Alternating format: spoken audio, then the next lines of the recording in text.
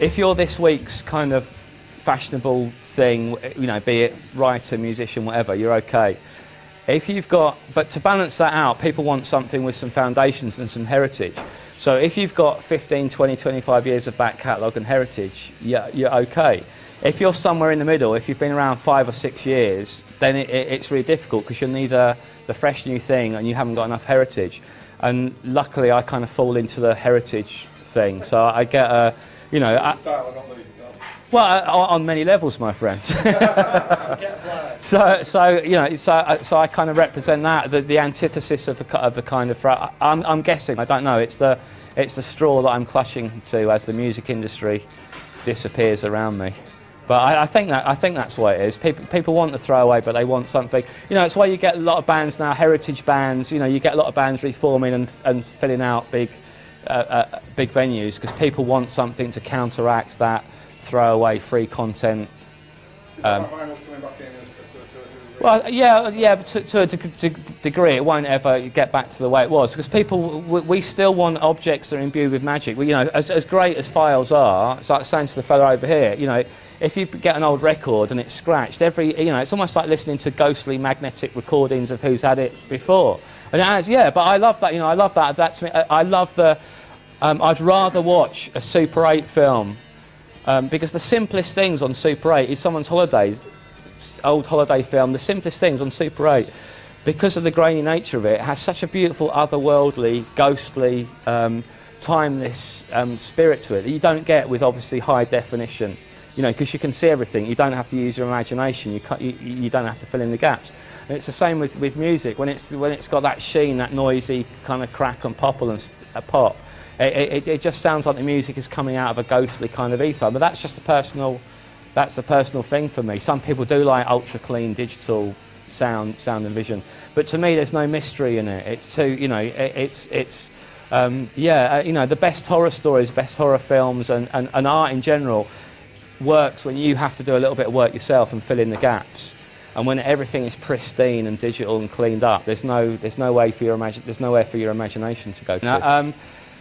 You know, I still enjoy the struggle because when we started Love from Outer Space, you know, playing 110 BPM kind of cosmic disco was not really what a lot of people wanted. You know, they want, and especially if they saw my name, they expected a certain kind of style, faster style, and I kind of loved that. It kind of reminded me of back when I first started playing disparate sorts of music, and sometimes being harangued by people and people not getting it. And when we first started Love from Outer Space, I did get the same feeling as when I first started DJing, because we're starting with a project that is kind of going against the grain of what's going on, but we just stuck to our guns. And I think we kind of provide an alternative to what other scenes. I don't even consider it a scene. We just do our thing. There just happen to be loads of really good down-tempo music, and we started playing it. And I think people have come on board. But I feel, yeah, when I'm doing a Love from Outer Space stuff, I still get the feeling of how it was when I first started DJing, because although I'm mixing, I'm still playing kind of disparate sorts of music. You know, it's not just techno, it's not just house.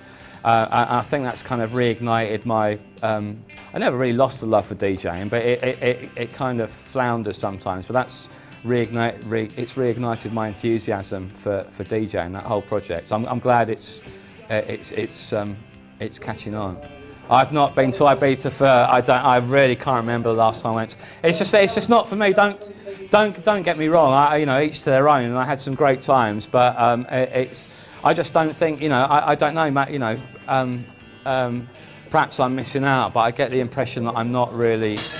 You know, if I was 25 years younger and single, I'd be out there like a shot, I'd imagine. But, well, yeah, I mean that's you know, I'd rather do that. The Electric Elephant, the Croatia thing. It is, yeah. Well, it's not just that. It's kind of unsullied. It's as Norman Jay so beautifully put it. Croatia is like Ibiza before it went shit. Was his very words. You know, that's. Yeah, and that's the, you know, that's the feeling I get. You know, I've got nothing against commerciality of clubbing, but I mean, I read, you know, I picked up a copy of DJ recently, and the editorial said the competition has never been more intense. You know, and this Ibiza thing, as if it was like a sort of trade magazine. They were talking about, I don't know, double glazing or something. And that's, you know, if you want to reduce it to that, then that's fine. That's, you know, and you want to turn it into a business and you want to make a shitload of money. Far be it from me to, because it is a lot of hard work. But yeah, it just doesn't appeal to me as somewhere to go.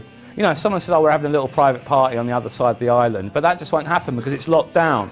The whole thing, you couldn't just set up a little party somewhere. You just couldn't do it because it's so locked down between the club owners and the authorities, and you know. So you were saying that you're becoming aware now of being 50. Yeah. And you know, how long can and do you think it will go on for you going out there and playing records? You know, do you think it will be a thing right till the end of your life now? I sincerely hope not. No, it's that classic. For the last 10 years, I thought I'll calm down a little bit, but the phone keeps ringing. So I know it's a bit of a showbiz cliche, but I'll stop working when the phone stops ringing. I think. Great. You know, yeah. But no, but I still enjoy it. I mean, that's when I had my record collection when I was 11 or 12, 13 years old. I would invite people around my house to play music because it's very vampiric, that thing. I will never have that thrill of hearing that record for the first time again. Yeah. But if I look into the eyes of someone else, someone that is having that experience I had, they're hearing it for the first time. It's not as good, obviously. It's a second-hand. It's living vicariously, but there's still a certain thrill when you look at when you see people. You know, whether it's just around your house and you're playing them stuff, or whether it's in a club full of people and you're playing something new. You know, that's just a feeling I like, and I suppose I'll DJ as long as I still have that need to feed off other people's energy, especially young people. So what are you going to be playing as tonight then? Well, I think Craig was a little bit worried because I said, well, what's the score? He went, you know, just some fucking weird electronic shit or something like that. So rockabilly then? Yeah, and I said to him, I reckon I'll have everyone on the table singing along to Mock the Hooples' Roll Away the Stone. And he laughed, but it had a slight nervous edge to it. Oh, you're not, are you? Yeah. Bring on the mods. But no, but also, I mean, I was going to make up CDs, but I thought, well, no, I'll bring the vinyl. So the majority of it's vinyl. Yeah, I've got some rockabilly, some dub, some kind of post-punk stuff, some glam rock. 80–90% of it on vinyl. I'm surprised you didn't see the dust cloud that emitted. Big pen style. As I blew the dust off my original copy of Mock the Hooples' Greatest Hits. I'm surprised the dust cloud didn't go up the M1 and shroud Leeds in a kind of in the dust from my record collection. I'm very fond of Dan Avery, the DJ. He seems to have a similar attitude to myself. He seems to be a self-sabotaging non-careerist like myself. But no, he has a certain enthusiasm and a similar musical taste to myself. So no, he comes. You know, he works in my studio. If he asks me something, I don't see myself as any sort of mentor or anything. I think it might be a bit patronising. If he wants to ask me advice, then I'll offer my advice. But he kind of reminds me a little bit of how I was back then, but he seems to be a little bit more less prone to foolishness, let's say, as I was when I was his age. Well, no, his personal bohemian will erode. Obviously, as you get older, they always do. And I'm playing with him in London. We're doing a back-to-back thing, I think, in London in a couple of weeks' time. But he's a kind of he reminds me a little bit of myself. But he's a little bit more a little more grounded than I was at his age, shall we say. It is always. Shall I play some tunes? Yeah, play some tunes. Weatherall.